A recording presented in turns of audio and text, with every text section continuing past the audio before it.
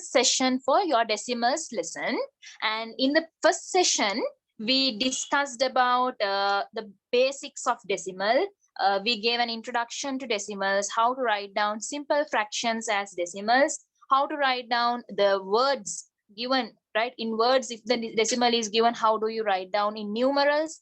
And I taught you how to write down numerals in wordings also, right? And other than that, we learn how to represent decimals on an abacus also, right? So hope you remember those things. And today we are going to move into the second part of the lesson, that is called as comparison of decimals. So comparison of decimals means you are comparing two decimals, So for example, I can take 1/10. So in the first session, I taught you how to write down fractions as decimal. So once again, I remind you, you can write down the whole number 1. And since it is 10, only 1 0, I can take my decimal point 1 times to the left-hand side and it becomes 0.1. So similarly, if I take 2/10, I get there. Number 2, decimal moves 1 time to the left-hand side, it becomes 0.2. So 0.1 and 0.2 are two fractions. So if I show this in diagram format, it will be more clear for you. That is, you can divide this into 10 parts. 10 parts, and this fraction, this decimal, I can show as 1 part out of 10. 1 part out of 10. This is called as 0.1. And similarly, if I draw another block, I can divide into 10 parts.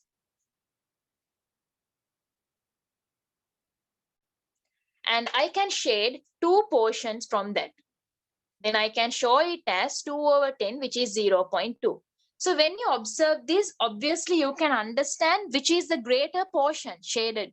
Greater portion shaded is 1/10 or 2/10. You can understand that by observing the diagram. Yeah. So 2/10 is the answer. So that is obviously we can see that because higher portion is shaded here. But every time we can't draw diagrams and shade and check it. So here we can say, of course, 0.1 is less than 0.2.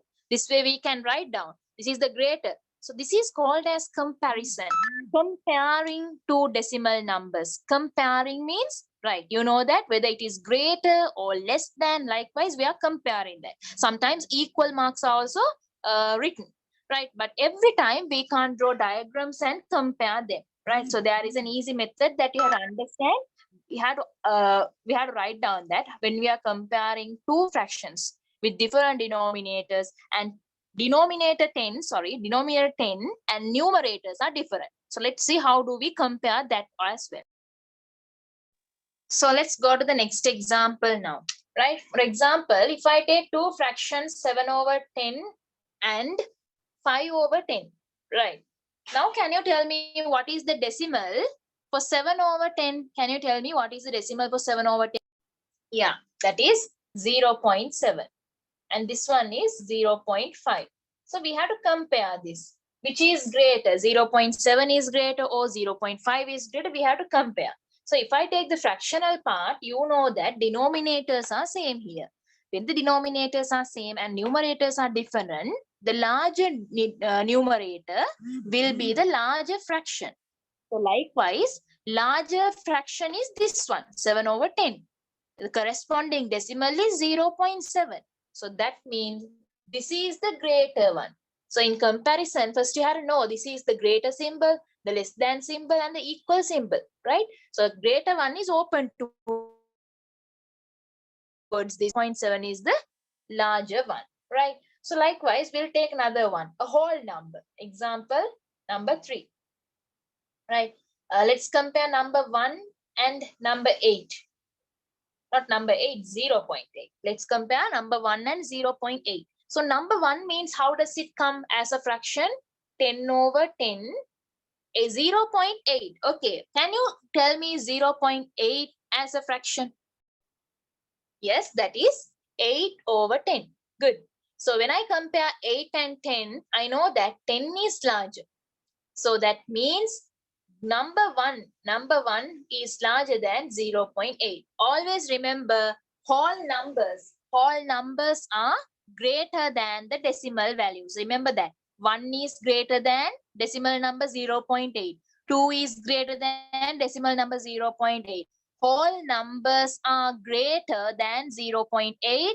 And if you have two decimals, larger number will be the larger decimal as well.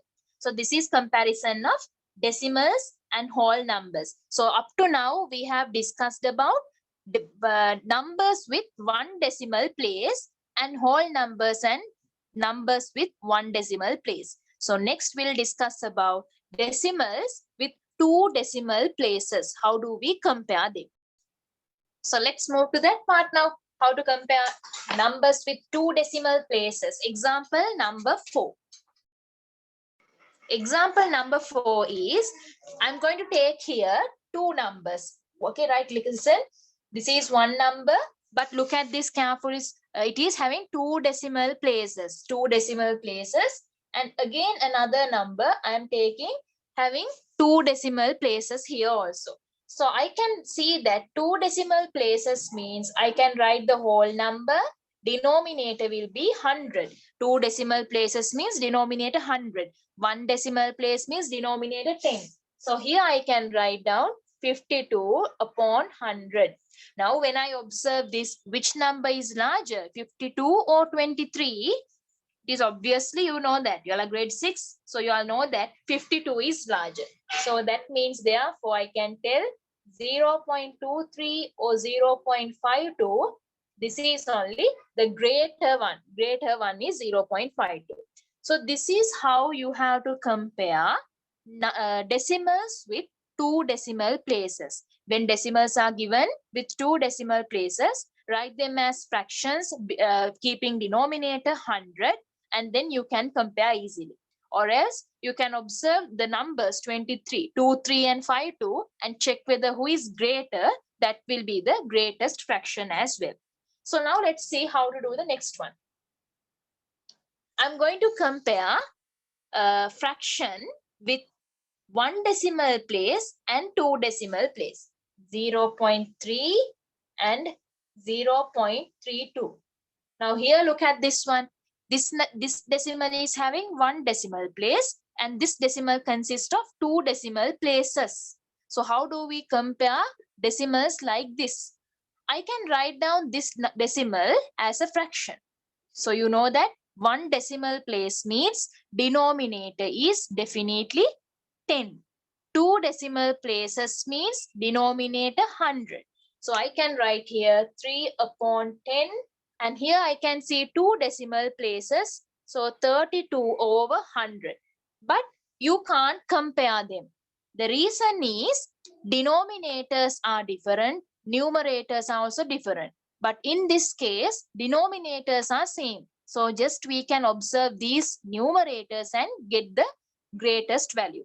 But here, unfortunately, denominators are different. And what we have to do, we have to make common denominators. So how do we make common denominators? That is our next question. So you have learned about equivalent fractions, right? So how do we do that? We can make this denominator 10. We can make denominator 10 to 100. Because we can't make 100 to 10. What we do? We make our denominator 10 to 100. So how do we make denominator 10 to 100? How can we do that? So if you want to make 100, you can multiply by 10.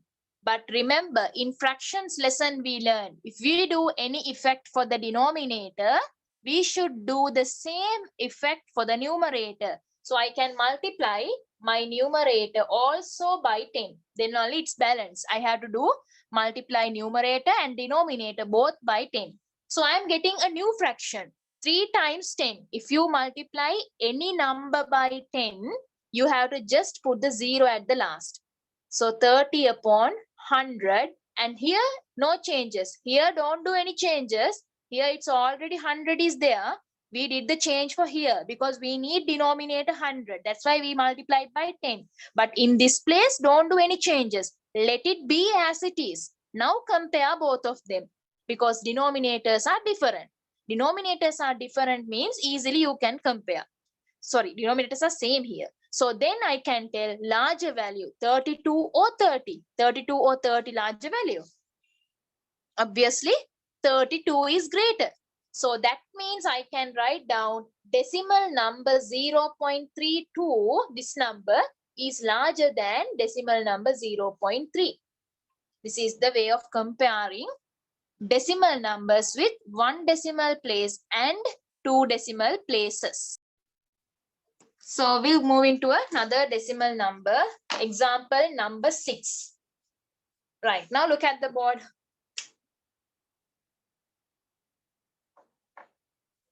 I'm going to compare 7.1 and 7.09. Same like the previous one. 1 decimal place, 2 decimal places. 1 decimal place, 2 decimal places. So now you should be able to write down this one as a fraction. So I can say 1 decimal place. No, so I can write down 71. 71. This one I can write down as 709. 709. 1 decimal place. So 10. 2 decimal places. So 100. Right. Now, as I taught you previously in the previous example, when the denominators are different, we can't compare the fractions that easily. So what we have to do, we have to make this 10 into 100. So I taught you how to make 10 as 100. 10 denominator can be made as 100 by multiplying by 10. So I can multiply both numerator and denominator by 10. Remember, you have to multiply both numerator and denominator. So then I'm getting my new fraction 710 over 100. Here this one no changes. Don't do any changes for this fraction because it's already 100 is there. So we don't do any changes here. Only we do the change to make it 100. Now from these two numbers, which one is the biggest number? Which one is the largest number? 709. So this symbol open towards that one. That is the largest one. Therefore, I can tell decimal number 7.09 is greater than the decimal number 7.1.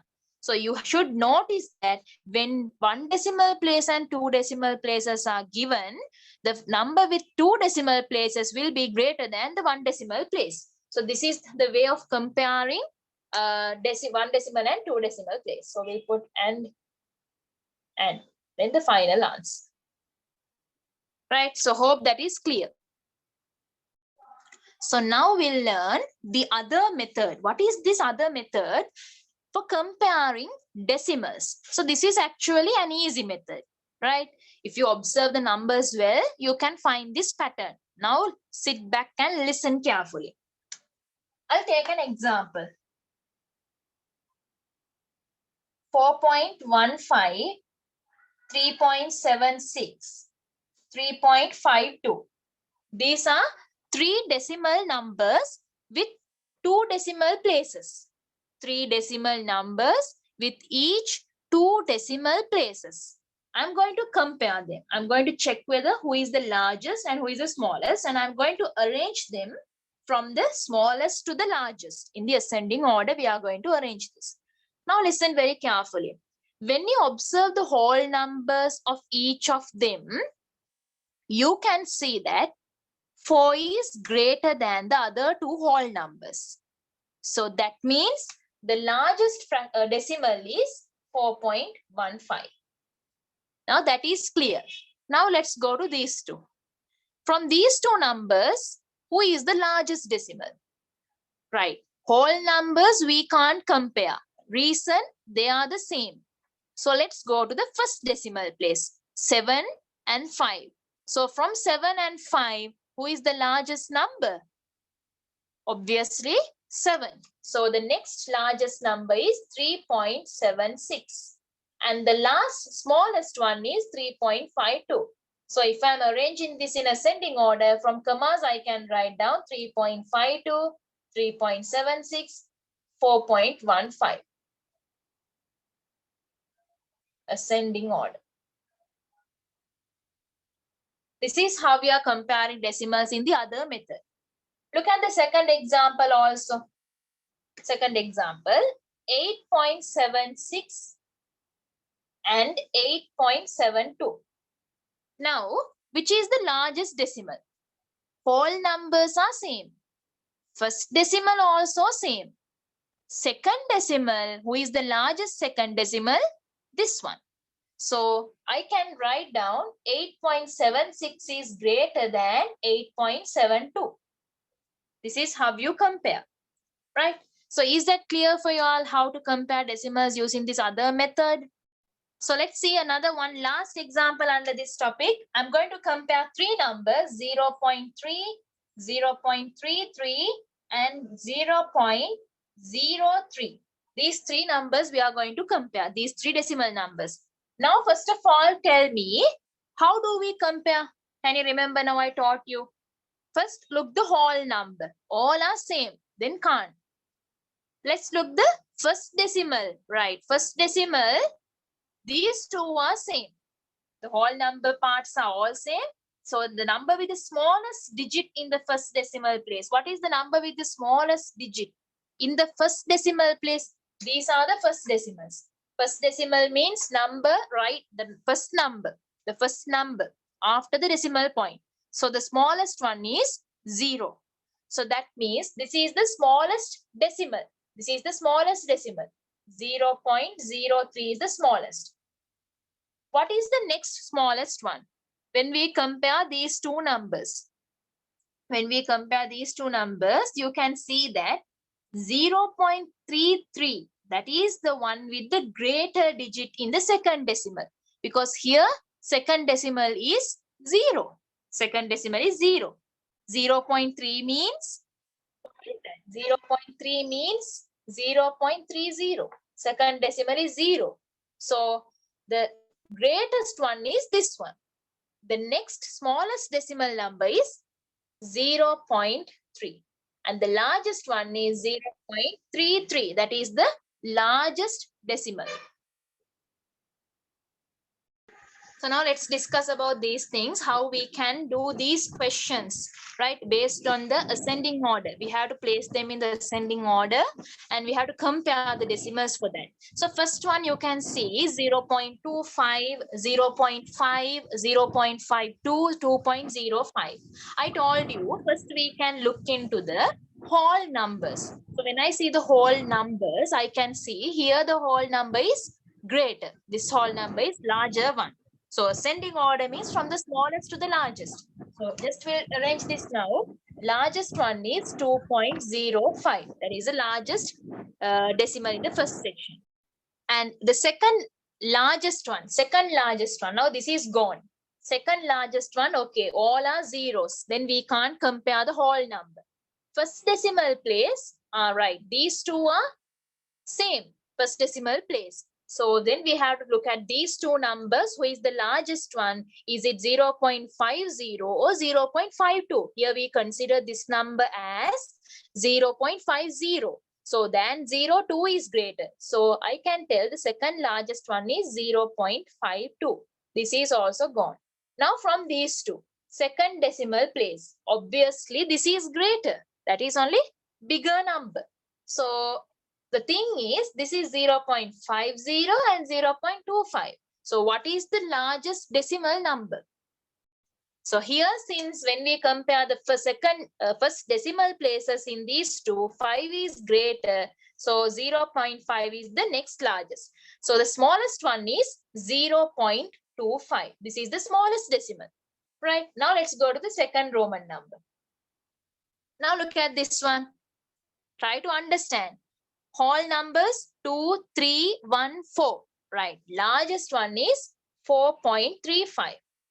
Next largest one is 3.78. Next largest one is 2.35. We can go according to the whole numbers. So this is easy actually. 1, 2, 3, 4. Ascending order. Now let's do the third one. 0, 4. Here 4 and here 0. Okay, right. Now how do we compare this one? If you look this one, here 0 and 0. These two are 4. Then we have to check for these two only. These are the largest pairs in this question. So is whole number 4 greater or decimal number 4.04 greater? What is greater? Is the whole number 4 is greater or decimal number 4.04 is greater? That's the question. So listen, how do we compare this one? 4 and 4.04. 4 is a whole number same. First decimal place in whole number 4 is 0. As I told you, 4.00. Here 4.04. So whole number is same. First decimal is same. So second decimal, you can see this is only greater. So I can tell 4.04 is the largest decimal number. Then the next largest is whole number 4. Is it whole number 4? Let's see. Here 0, here 0, here first decimal is 4. So that means that is the largest. Now from these two, first decimal 0, 0. Second decimal 0, second decimal 4. So that means the next largest one is 0.44 because this number is greater than 0. So the smallest decimal number is 0.04. This is the answer for Roman number 3. Right. In Roman number 4, all whole numbers. This is 3, 1 and 1. So the larger ones are 3 and 3. No? So we have to look these two only. Right. These two whole numbers are same. Then we are going to first decimal place. First decimal place, this is 1, this is 0. So the largest one is 3.13. It should be in your last part. Gone. Now 3.03. It's also gone. Now from these two, first decimal place same, second decimal place same, then third decimal place, largest one is this one. So I have to write down 1.33 and the smallest one is 1.31. 1.31, 1.33, 3.03 and 3.13. Now we'll learn the next topic, addition and subtraction of decimals. Addition and subtraction of decimals. This is also interesting and very easy to understand. Listen carefully, right? Addition and subtraction of decimals is your next topic. Now listen carefully. How do we example? I'll take easy decimals 0.2 plus 0.3. These are two decimal numbers. These are two decimal numbers with one decimal place. So since there is only one decimal place, this is very easy to add. Listen carefully. I'm writing like this, 0.2. This decimal, 0.3. Decimal should come one under the other. Put the addition mark.